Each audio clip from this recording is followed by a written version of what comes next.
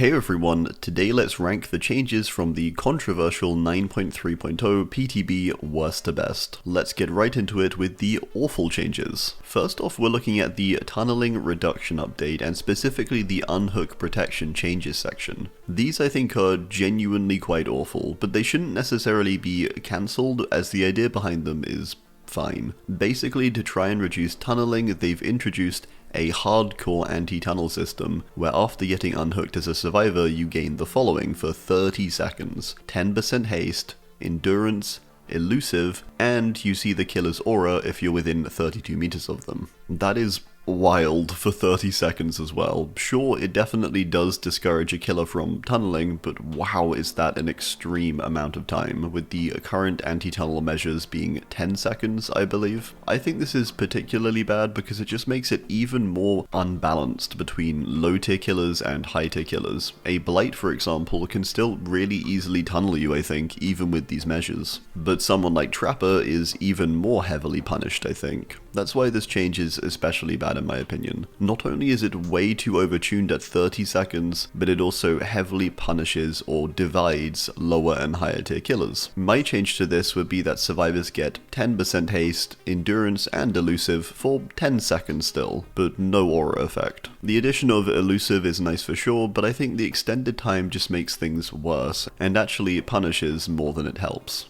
Decent changes. Syringes. This is going to be heavily debated, I imagine. The iridescent anti-hemorrhagic syringe for survivors no longer heals you for a health state after 16 seconds, but instead instantly cleanses you of exhaustion. This is a really odd route to go, I think, for this add-on, and it's tough to judge as a buff or nerf. Part of me feels like it's more of a buff, as it lets you easily chain together back-to-back sprint bursts, or lithes for example. The issue with the original syringe is that it could act as a chase extender, healing you mid-chase. Now this kind of has a similar issue, where it extends chases still, and possibly for longer sometimes, due to it allowing for repeat use of an exhaustion perk, without a downside in some ways. There's no time limit before this kicks in.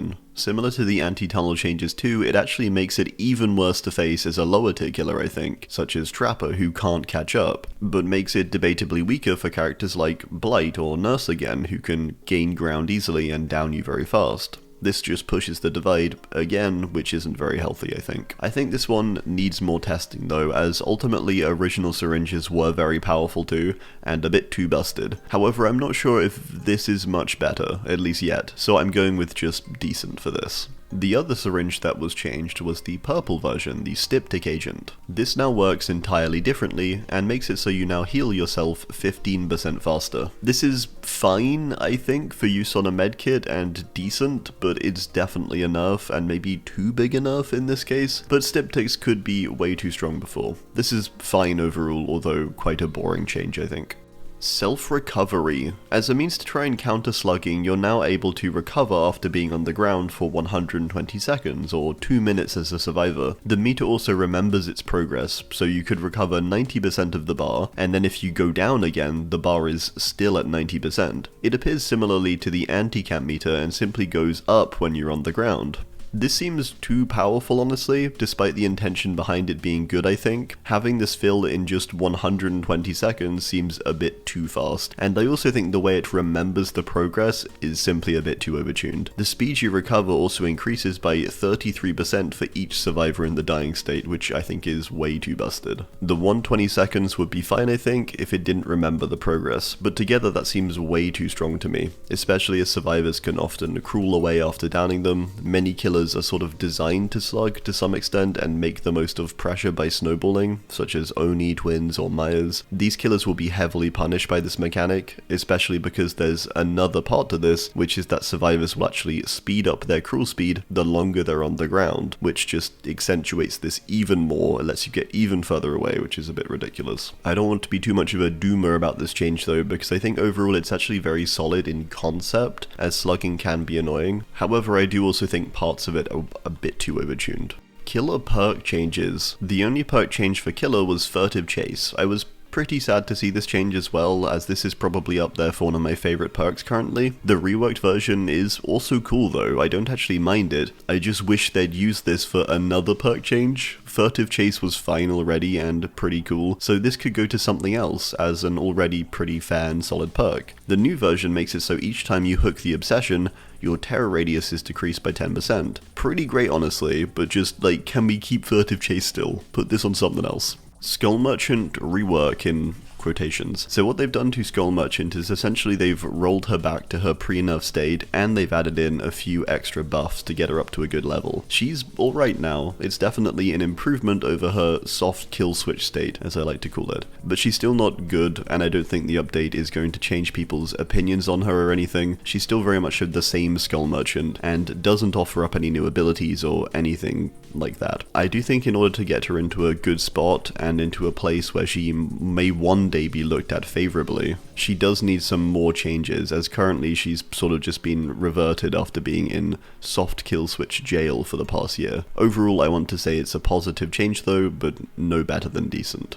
Good changes. Hook improvements. As part of their continuing changes to try and combat camping, they've introduced more measures to stop this from happening. Anti-camp is much more dynamic now and will fill more the closer the killer is to you, and the longer they stay close to you, with the speed of the meter increasing up to 4 times speed if the killer stays close to you for more than 20 seconds, and within 20 meters, with exceptions for people being chased around you and such. These seem pretty fine, honestly. I find the original anti-camp was working pretty well already, as rarely I see people face camping nowadays. It did happen, but very rarely. It's kind of hard to do well, bar a few characters. I'd say this is quite a good solution to proxy camping as well, or the campers who figured out the range you could stand from to counter the meter. Having a much larger 20 meter radius actually does discourage this even further, so I'd say this is a pretty solid change, although not a necessity I think too. You can also now see the anti-camp meter of other survivors, which is really nice, very nice quality of life change there. This means you can save a lot of time now in solo queue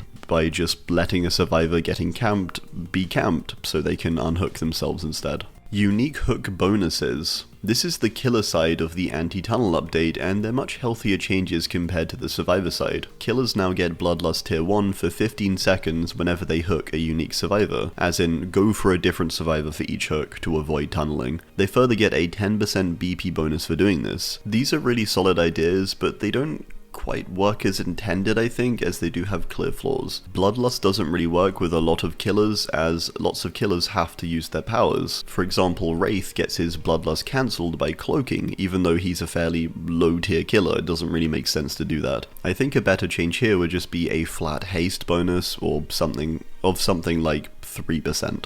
I do think the core and better part of this update overall though is the BP part. I think this is a far better motivator over the speed boost to try and go for someone else. I'd even say this could be increased to something like 50%, maybe that's too high. You don't tunnel for say the first 6 hooks or something, and you get a huge bonus. Just add a really nice bonus that simply and outright rewards players for not tunneling. Obviously this isn't going to be perfect because survivors can sort of force themselves to be tunneled sometimes, but it's one of the things I think you're never going to be able to literally perfect, so this is a fine alternative as a general motivator for killers, which can always be opted out of as well. Play nice and you get some BP, tunnel and you just get regular BP. I think that's fine.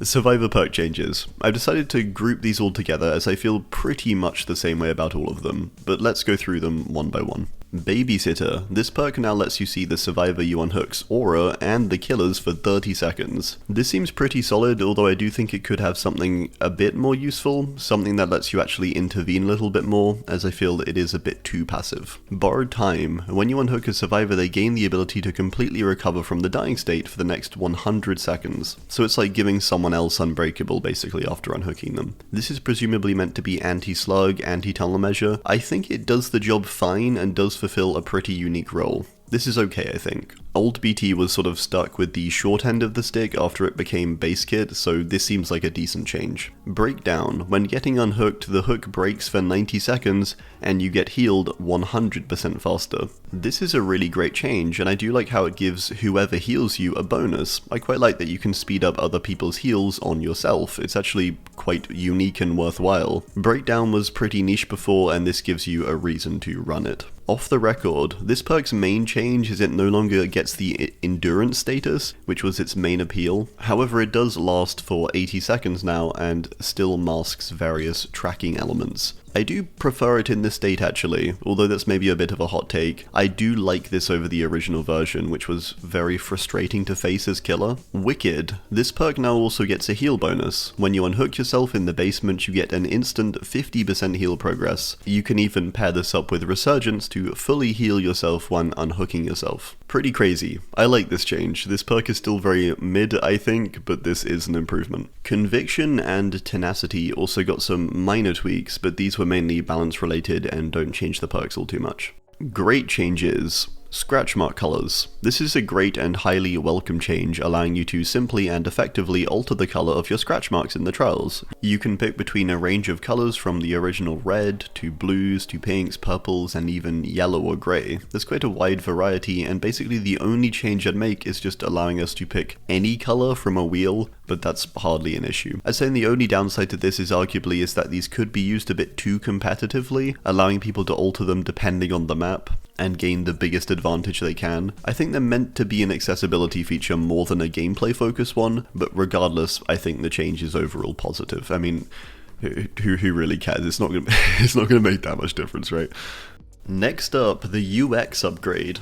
The visual changes are quite pleasant and make the menus very nice to navigate, and they also added a great system in game now where you can tab to look at the game information, and escape now goes to settings, so they don't overlap. The menus just overall look a lot nicer. There was one downside of this, which was that I did encounter a bug when switching my screen to my other monitor, where when clicking on things like perks, add-ons, or cosmetics, I had to click and almost like double click to confirm it or something. I'm sure this is just a bug, but it was really bizarre. Anyway, that'll probably be patched, so no big deal. AFK Crows now take 120 seconds to spawn rather than 190, so they're much quicker now, which is good. It means it punishes people going AFK or hiding a lot by revealing them to the killer far sooner. I think this is a solid change.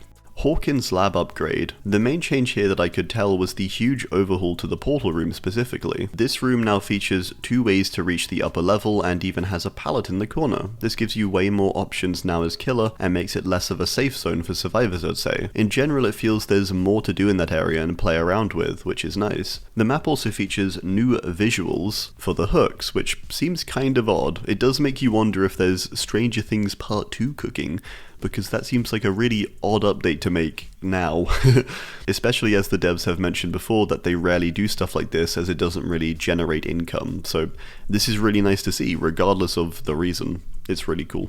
Autohaven Wreckers upgrade. This is one of the best changes, I think. For me especially, as I really hate the current lighting of Autohaven. I find the color scheme really hard to look at actually. And so this new version, which is a bit more mysterious and misty looking, looks really amazing and has overall a better vibe for the realm. It looks far more similar to the old version of Autohaven and just looks so much more atmospheric and spooky, and you can also just see better too. It takes the good parts of Autohaven and pairs them with the good parts of the Walking Dead map, and together they look great, honestly. When I saw the previews for this, I wasn't too impressed, but seeing it in-game and it looks really solid. I like it. This is an amazing change for me, as, like I said, I really hated the original look of Autohaven, and it was one of the reasons it was my least favorite realm in the game, so I can hardly say I'm sad about this getting changed. Alright, well, that's gonna do it. I do hope you enjoyed. Let me know your thoughts, as always, down below. Thanks, and goodbye.